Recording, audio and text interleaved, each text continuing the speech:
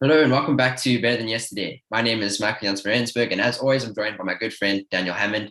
And today we are here to talk to you guys about how to budget as a student. Daniel, how have you been doing, man? Hey man, I've been doing great, bro. It's been quite a chilled week for me here in Namibia. Just been on holiday, doing some research and then just watching movies, as a Gotcha. normal teen would do. How have you been doing, bro?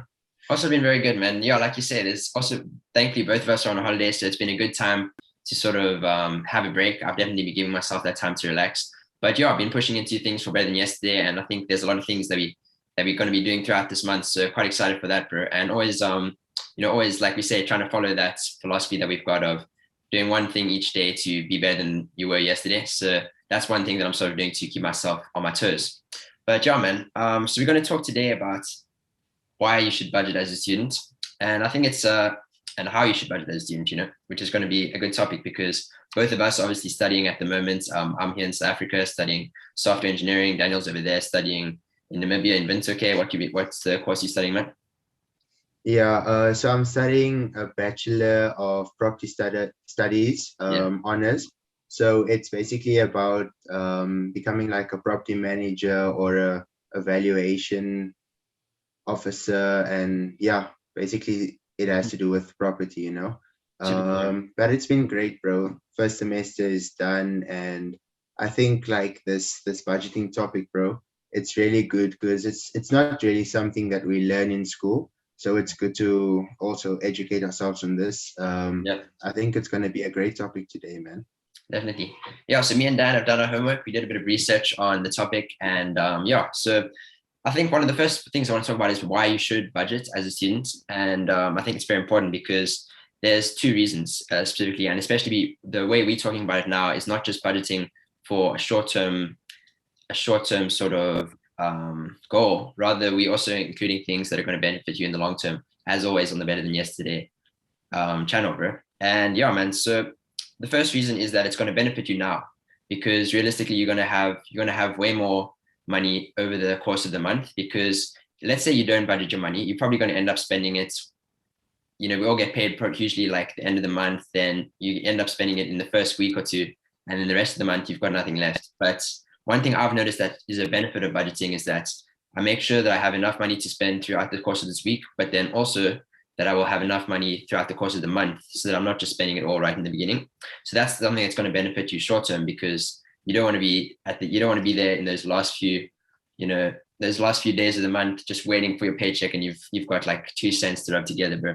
So that's one thing. And then another one is that um, what we believe in is saving and investing a piece of your income every month. And that's something that's really going to start to help you in the long term, bro. Because it's not something you're going to see the benefits of right now, but as soon as your money starts to compound, and even if you're just saving it like rather than investing, I know some people haven't started investing yet. You're going to have more money for the next month, more money for the next month, and then also let's say you need to in a few months time you need to buy something like a big you've got a big project coming up for your studies and you need to put some money into that. You'll have some money saved up already, and whether it's investing as well, then you can sell your assets and buy that thing as well. So it helps a lot, man. That's the sort of long term and the short term benefits of budgeting as a student. Yeah, no, that's great, bro. And then the fact that you said if you have big project coming up, then you basically have that money available. So it takes away that, well, because okay, I know where to go and find my money. I can just focus rather than focusing on, do I need to take out a loan? Must I go ask my parents, how am I going to get this money? And then Yeah. you sort of like have to put your attention on both things. Then when you're like following this budget plan, then you have that money available. And Mm. then I've got this point here that it keeps your spending control, because if you know what your limits are, then you're not likely going to go over it. So, like Michael says, then your money is going to come out of the month, and then you're likely still going to have money left over going into the next month, which you can save, and that like just shows that you have good financial making.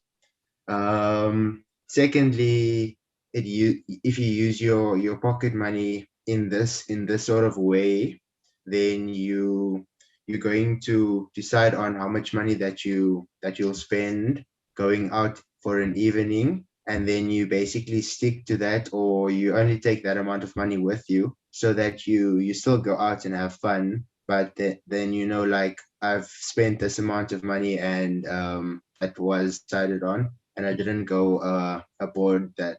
Yeah. Yeah, that's a good tip, man. It's tough, I must say, because sometimes, obviously, as a student, there's always those opportunities that you have to go out with friends. But yeah, I think it's important to set an amount beforehand that you can spend so that you won't be, like I said earlier, just spending it all in one go. So yeah, one thing that I had as well here is sort of standard of living versus your income. And as a student, I know we usually don't have very high incomes, unfortunately. Obviously you're spending all your time studying, so you might have a side hustle, you might have some money from your parents, whatever it is that you're using to get an income. You have to sort of live slightly below what you're actually earning, and it's a tough one because you want to be able to. There's an expression called keeping up with the Joneses, and basically that's what a lot of people want to be doing, is that, like, the money that you do have, you want to be using it to show that you are doing well, getting yourself a nice pair of shoes, a nice watch, whatever it is, to sort of show that I am doing well. I've got money. But I think realistically that kind of stuff's not that important at all. It's actually a waste of your money. You should just be spending money on the stuff that you really need. And that's the way that you're going to be using your money wisely as a student, instead of just buying flashy things and that kind of stuff. Really just spend it on the things that you actually need for the month. Yeah, no, exactly, bro.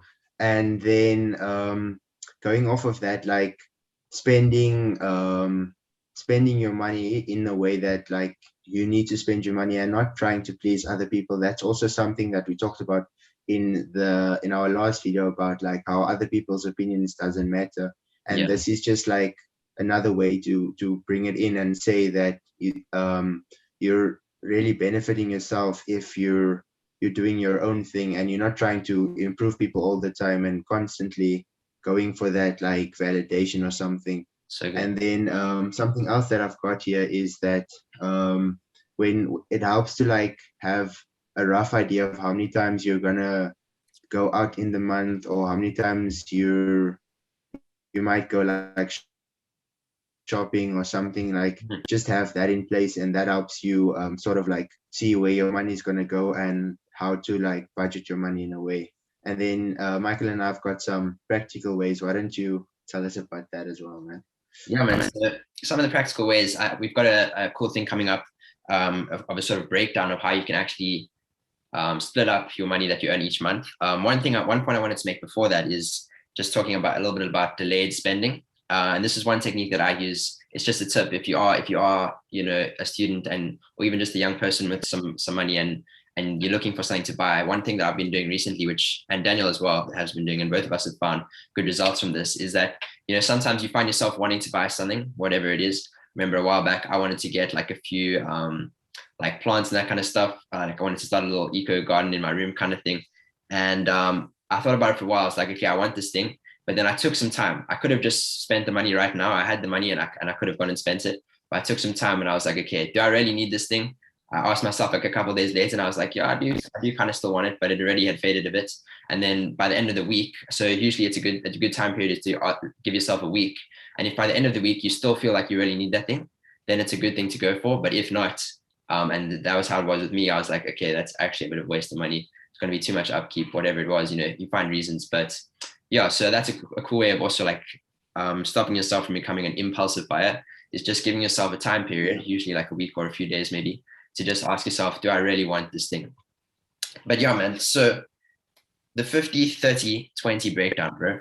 Um, Basically, how it works is you use 50% of your money for your needs, 30% of your money for your wants, and 20% for saving and investing, bro.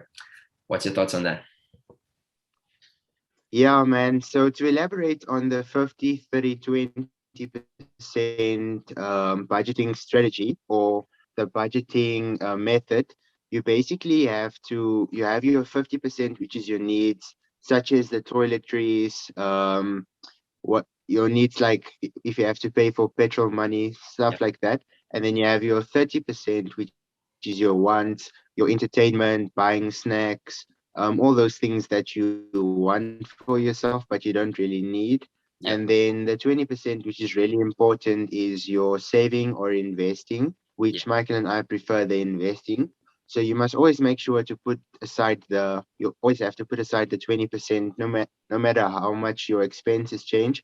Always have that like paid first, and then that's going to help you with long term, and your investments is going to compound, and it's just a good strategy for when you start working, then you're already into that habit. And then another point that I want to make is that you have to list down all your expenses before you go out to the shops Mm. and buy whatever you need, just to have that idea of what you need, and then that you don't buy more than what was on your list or that you realistically needed. Lastly, it's when you have to, at the end of every month or at the beginning of a new month, you review and you adjust your budget according to new expenses that you might have, or maybe new ones that you want to put in there. For example, if there's a birthday party coming up and you have to buy your friend a present or random stuff like that, bro. It was really amazing talking about this, man, and I think we've got a lot coming up and we're just gonna grow from here.